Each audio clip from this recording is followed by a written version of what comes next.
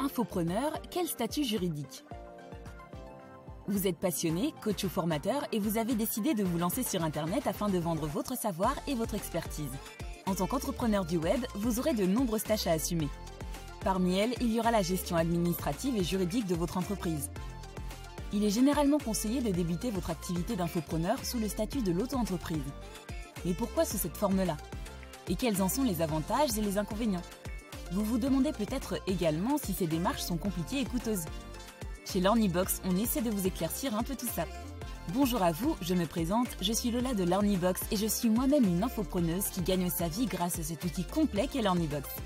Si vous voulez découvrir cette plateforme pour vous lancer et commencer à gagner de l'argent sur le net, découvrez leur service via la formule gratuite sur leur site internet.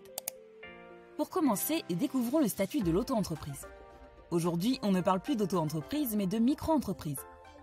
Il faut savoir que, contrairement à ce qu'on croit fréquemment, ce n'est ni une forme ni un statut juridique. La micro-entreprise est en réalité un régime fiscal que les entrepreneurs peuvent choisir pour déclarer leurs revenus.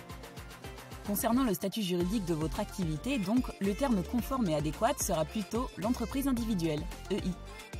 Pour devenir web entrepreneur, vous devrez créer votre entreprise individuelle. Et vous pourrez, si vous le souhaitez, opter pour l'option fiscale micro-entreprise. La micro-entreprise est en général la plus simple et la plus appropriée parce que vos charges sont très faibles. On est dans le monde du web, du virtuel. Sous ce régime fiscal, les impôts et charges sociales sont calculés en fonction du chiffre d'affaires. Cela peut donc être très intéressant lorsque l'on débute. Toute personne physique peut devenir micro-entrepreneur. Les conditions sont les suivantes. Être majeur ou mineur émancipé par décision d'un juge des tutelles. Avoir une adresse postale en France.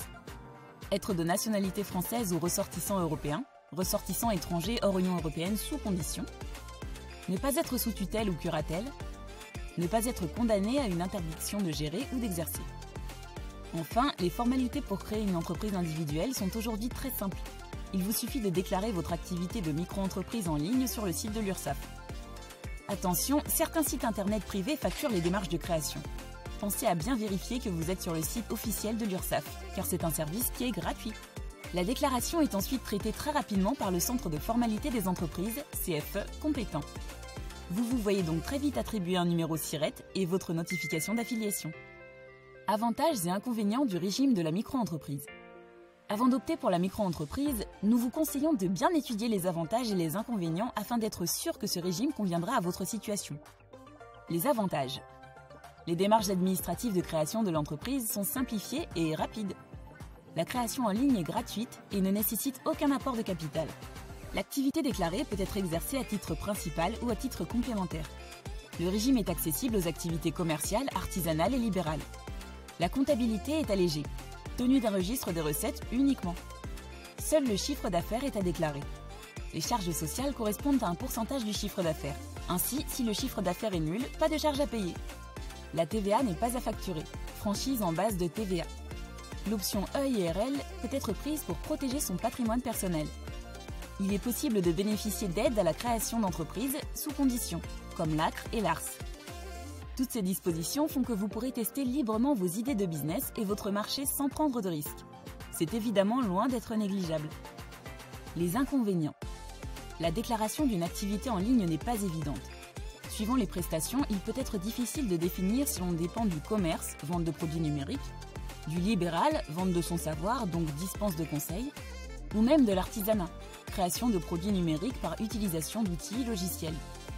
L'auto-entrepreneur ne peut pas déduire ses charges et investissements, ordinateur, téléphone, etc., ni amortir son matériel.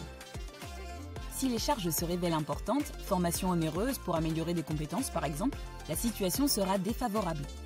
Le chiffre d'affaires ne doit pas dépasser un seuil relativement bas, 72 600 € pour les prestations de services.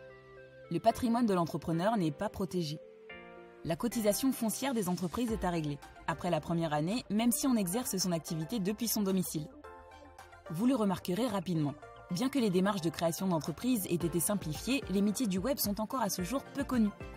Ils vous demanderont donc une certaine adaptation et une certaine débrouillardise lorsque vous devrez effectuer des démarches sortant de leur écosystème. Vous en savez désormais davantage sur le régime fiscal de la micro-entreprise.